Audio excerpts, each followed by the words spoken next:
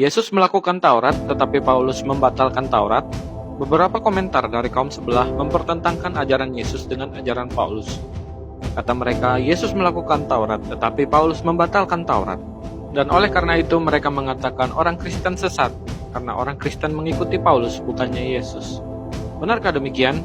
Yuk tonton sampai habis karena penjelasannya ada dalam video ini. Yang suka dengan video ini silahkan di-repost, supaya kabar baik semakin tersebar.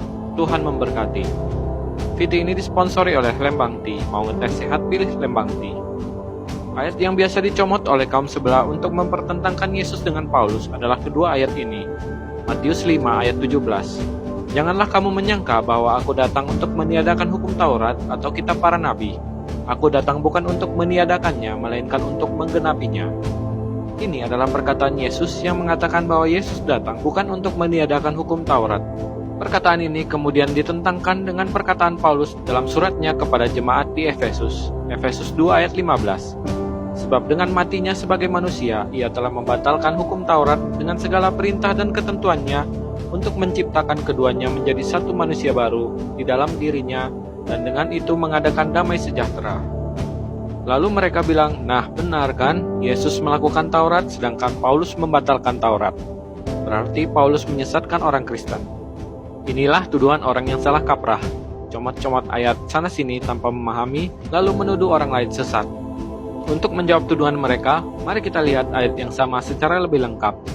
Matius 5 ayat 17-18. Janganlah kamu menyangka bahwa aku datang untuk meniadakan hukum Taurat atau kitab para nabi. Aku datang bukan untuk meniadakannya, melainkan untuk menggenapinya. Karena aku berkata kepadamu, sesungguhnya selama belum lenyap langit dan bumi ini, satu iota atau satu titik pun tidak akan ditiadakan dari hukum Taurat sebelum semuanya terjadi.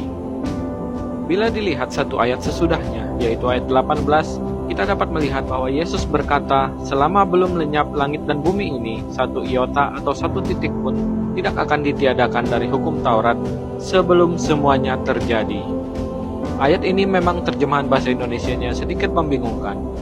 Namun bila kita melihat di Orthodox Jewish Bible dan New International Version, kita akan lebih memahaminya. Di Orthodox Jewish Bible, For Amen, truly I say to you, until Somayim and Haaretz pass away, not one jot, not one tag, ornamental flourish, will pass from the Torah until everything is accomplished.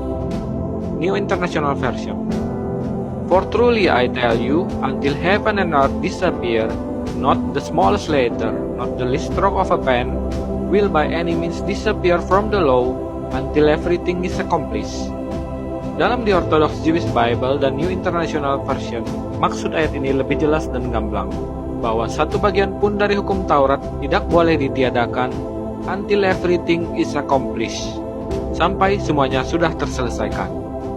Perhatikan bahwa ada syarat mutlak di sini, yaitu semuanya sudah terselesaikan. Apakah maksudnya sudah terselesaikan ini? Untuk menjawabnya kita mengingat kembali kata-kata Yesus pada saat ia disalibkan.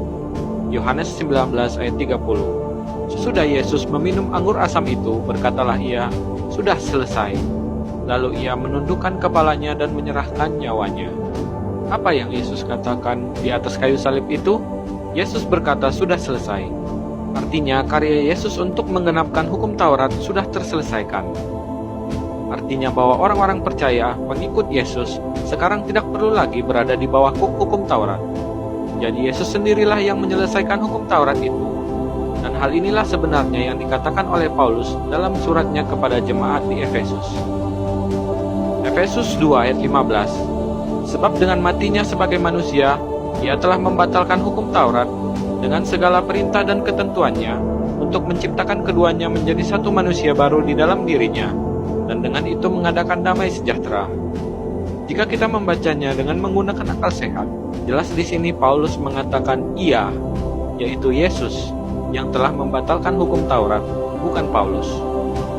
Dalam suratnya itu, Paulus menunjuk kepada Yesus, sebab dengan kematiannya, Yesus telah menyelesaikan hukum Taurat itu dengan segala perintah dan ketentuannya, sehingga mengadakan damai sejahtera.